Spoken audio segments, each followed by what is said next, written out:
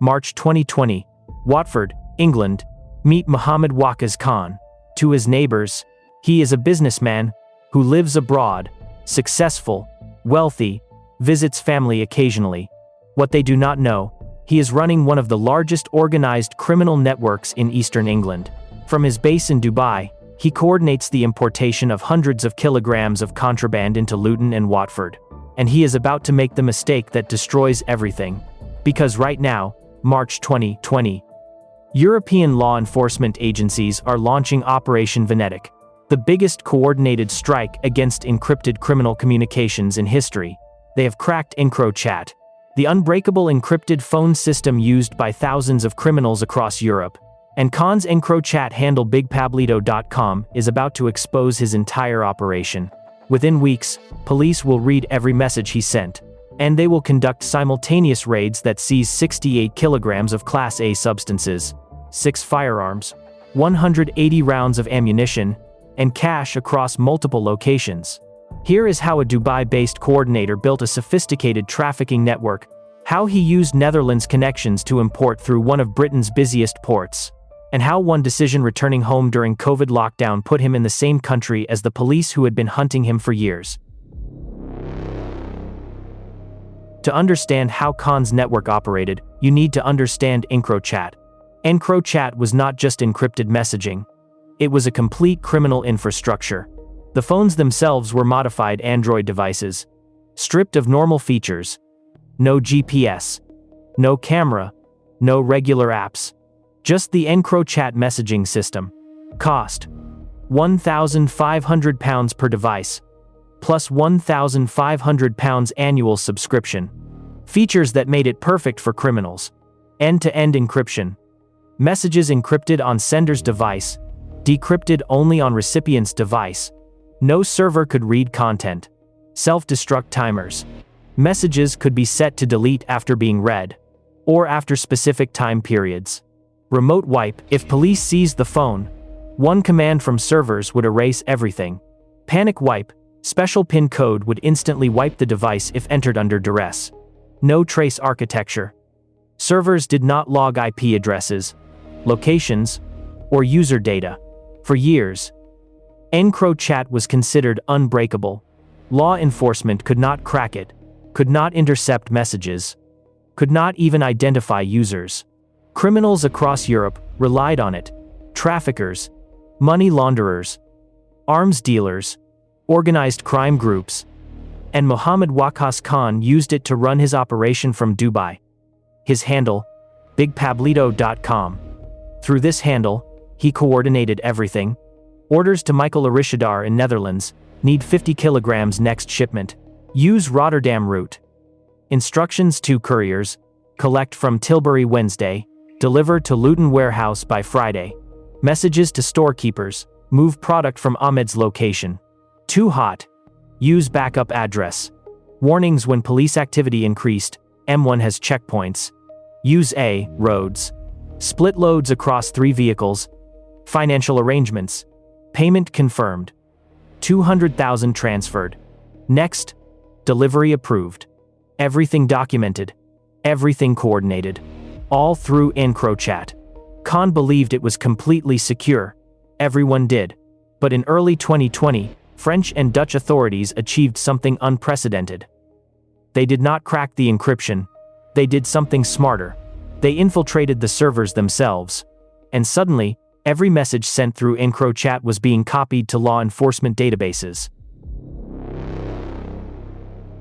Michael Arishadar, 31, living in Aylesford, Kent, was Khan's key importer. He had connections in Netherlands. Specifically, contacts who could provide large quantities of product from South American sources that arrived in Rotterdam. Here is how the import route worked. Step 1. Source in Netherlands. Arishadar's contacts in Rotterdam had access to shipments arriving from South America. Containers. Cargo vessels. Product hidden among legitimate goods. The Netherlands is a major European entry point. Rotterdam is one of the world's largest ports. Thousands of containers daily, perfect for smuggling. Step 2. Tilbury docks. Tilbury is Britain's largest port for containerized freight. Located on Thames, 25 miles east of London, handles over 16 million tons of cargo annually. Operation arranged for containers to be shipped from Rotterdam to Tilbury. On paper, legitimate freight, commercial goods, proper documentation. In reality, hidden compartments containing contraband. The containers would arrive at Tilbury mixed with legitimate cargo. Customs could not physically inspect every container. Too much volume. Not enough staff. Operation had a system for getting flagged containers through inspection. Timing shipments during high-volume periods when inspection rates were lower. Using containers with legitimate cargo that masked weight discrepancies. Ensuring paperwork was perfect, no obvious red flags. Possibly, having contacts among port workers who could facilitate smooth passage. Step 3. Collection from Tilbury. Once containers cleared customs at Tilbury, they needed collection. This required legitimate-looking commercial vehicles. Vans with company logos. Drivers with proper licenses. Documentation showing authorized collection. The operation used couriers, who appeared to be normal freight handlers. They would collect containers, drive to designated locations, unload the hidden product. Step 4. Distribution to Luton and Watford. From Tilbury, product moved to storage locations in Luton and Watford. Mohammed Ahmed's address, in Avondale Road, Luton, served as a primary stash house. He kept kilograms of product there. Plus, the 6 firearms and ammunition. Mohammed Waqas Khan's location in Dunstable Road, Luton, was another storage point. The network used multiple addresses to avoid keeping everything in one location. If police raided one site, others remained operational. Step 5. Further distribution. From Luton and Watford warehouses, product was distributed to street-level dealers across eastern England. Couriers like Aftab Ayub would transport smaller quantities. He was stopped on M1 with 20 kilograms, likely heading to a regional distributor. The operation moved hundreds of kilograms between January and April 2020 alone. Police estimated possibly thousands of kilograms over the network's full operational period. EncroChat messages revealed the scale. BigPablito.com, Khan, confirmed 200 kilograms Rotterdam shipment. Tilbury arrival Tuesday. Operation collection arranged. Will move to Luton by Thursday. Khan. Split into 3 locations. Ahmed takes 80 kilograms. Waqas 70 kilograms. Backup warehouse 50 kilograms. Everything documented in messages Khan thought were secure. But while Khan coordinates from Dubai, and Operation arranges shipments from Netherlands, Operation Venetic investigators are reading every word. And they're planning simultaneous strikes across multiple locations. March 2020. The world is changing rapidly. COVID-19 is spreading across Europe. Countries are implementing lockdowns. International travel is becoming restricted. Khan faces a decision: stay in Dubai or return to UK before borders close completely. He chooses to return. Family considerations. Business matters that need personal attention. Fear of being stuck in Dubai indefinitely. He flies to London.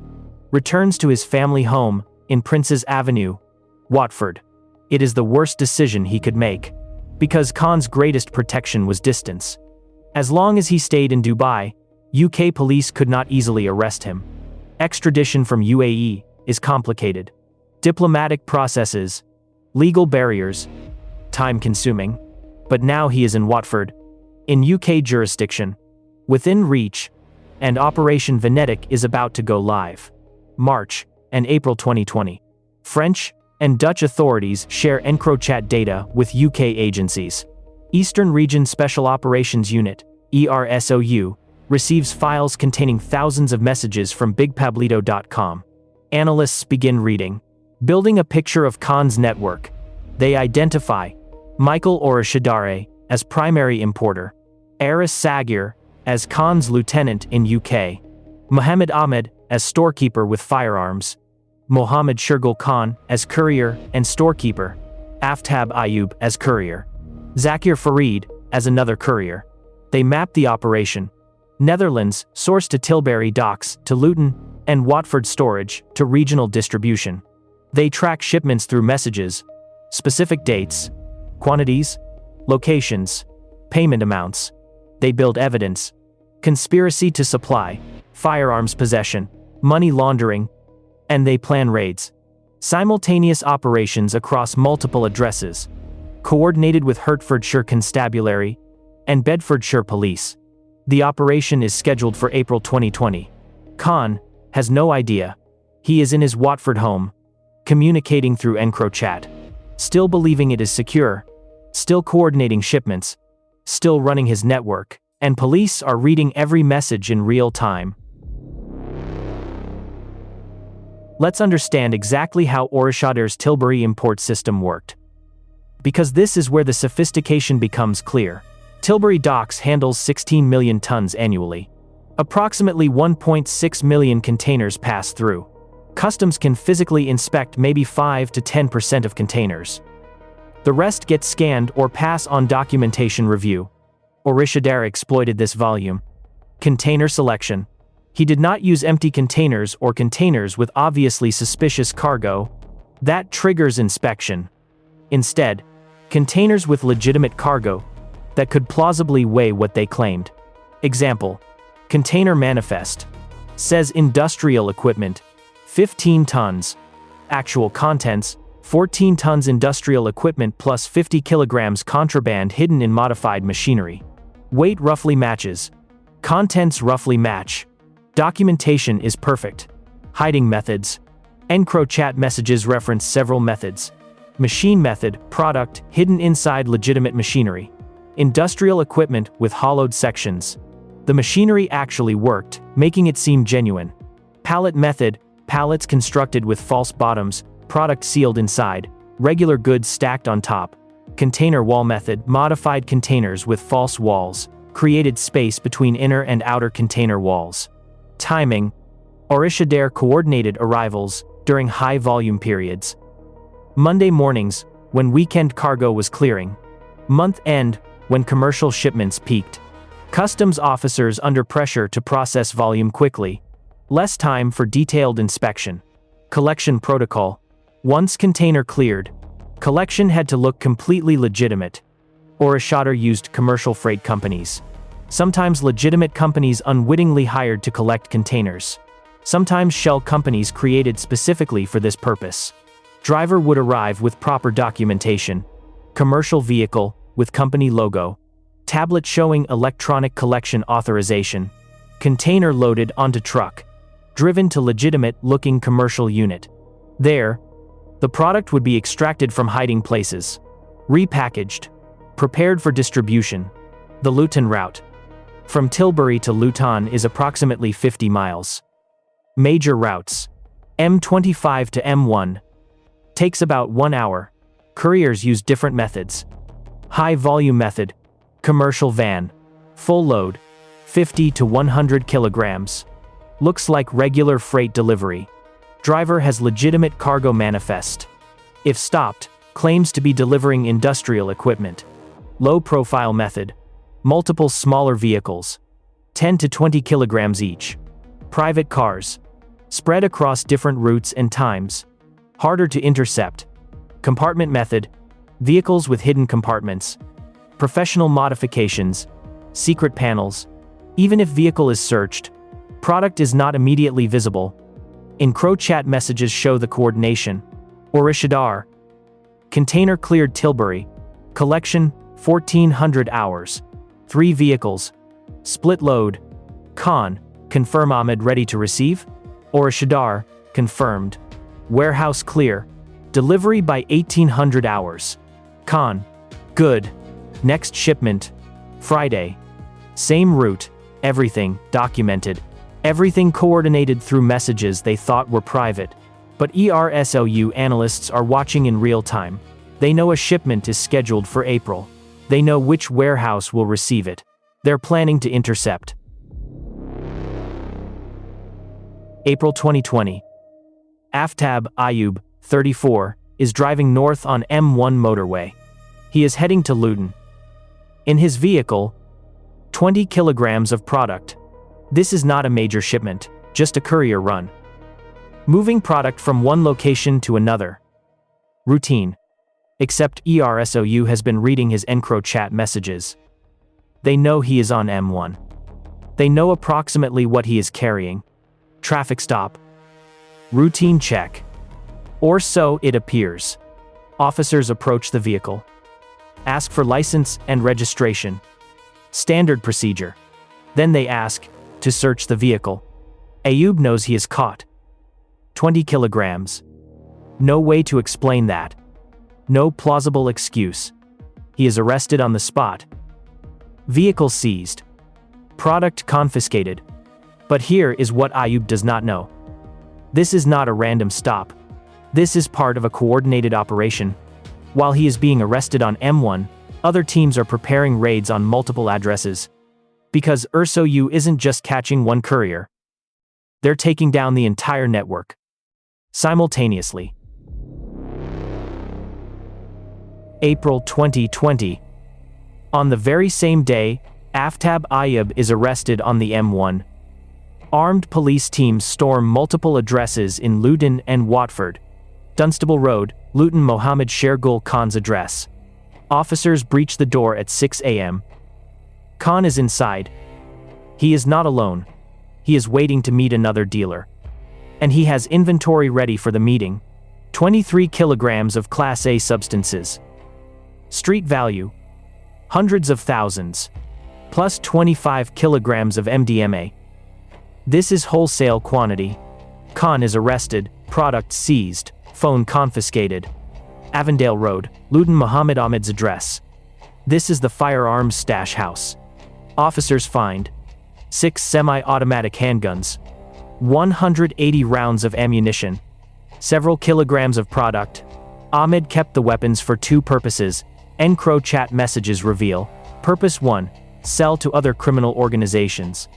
Messages show he was negotiating sales to other dealers who wanted firearms for protection or intimidation. Purpose 2. Keep for network protection. The organization wanted weapons available in case of conflicts with rival groups or enforcement. Ahmed is arrested, everything seized. Princes Avenue, Watford. Mohammed Waqas Khan. The boss. The coordinator? The man who ran everything from Dubai, but made the mistake of returning during COVID lockdown. Officers find him at his family home. He's using his EncroChat phone when they arrive. He sees police. Tries to wipe the device. Too late. Even if he'd succeeded in wiping it, police already have months of messages from the compromised servers. Khan is arrested. Phone seized. His handle bigpablito.com is confirmed. Other addresses. Aris, Sagir, Khan's lieutenant, arrested at Kenilworth Road, Luton. Zakir Farid, courier, arrested at Griffin Court, Luton. Within hours, the entire network is in custody. Total seizures. 68 kilograms of Class A substances. 6 firearms. 180 rounds of ammunition. Significant cash amounts. Multiple EncroChat devices. Documents, and financial records. The operation is dismantled completely. But the evidence from EncroChat is so overwhelming that what happens next in court is almost anticlimactic. Because when prosecutors present those messages, there's no defense that works. November 2022 to April 2024. Trials proceed for network members. The EncroChat evidence is devastating. Mohammed Waqas Khan, November 2022. Caught with 23 kilograms plus 25 kilograms MDMA. Sentenced 10.5 years. Mohammed Ahmed, November 2022. Caught with 6 firearms, 180 rounds, kilograms of product. Sentenced 13.5 years. Aftab Ayub, November 2022. Stopped on M1 with 20 kilograms. Sentenced 8 years. Michael Orishadar, April 2024. Netherlands connection. Importation coordinator. Sentenced 24 years. Mohammed Waqas Khan, April 2024. BigPablito.com. Thousands of messages controlling the entire operation. Sentenced 27.5 years. Total sentences 83.5 years.